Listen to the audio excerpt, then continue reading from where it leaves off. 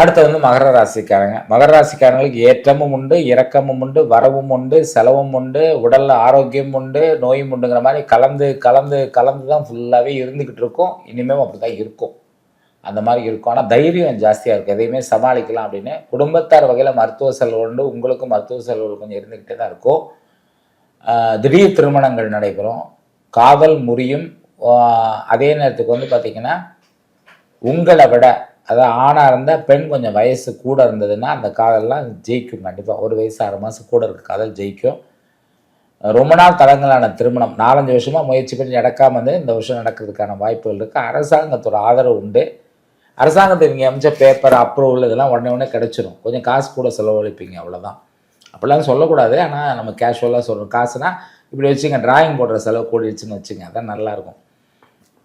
அடுத்தது வந்து பார்த்தீங்கன்னா, புதுசா ஏதாவது பொருள் வாங்கணும்னு ஆசைப்பட்டு வாங்குவீங்க. ஒரு சிலர் வீடு கட்டி போவீங்க, சில இடம் வாங்குவீங்க.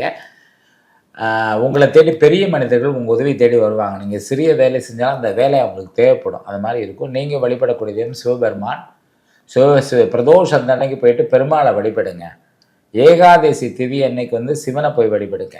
இந்த மாரி வழிபாடுகள நீங்க செய்யும்பொழுது, நல்ல ஒரு தடங்கல் இல்லாத முன்னேற்றம் உங்களுக்கு கண்டிப்பாக உண்டாகும். சனி உங்க ஜாதகத்துல நல்ல இடத்துல சனி பகவான் இருந்தார்ன்னா, ஒரு நீலத்த வாங்கி கையில போட்டு பாருங்க. மடமடன்னு கடன் தீர்றதுக்கான வாய்ப்புகள் இருக்கு. நல்ல வாழ்க்கை வாழ வாழ்த்துக்கள்.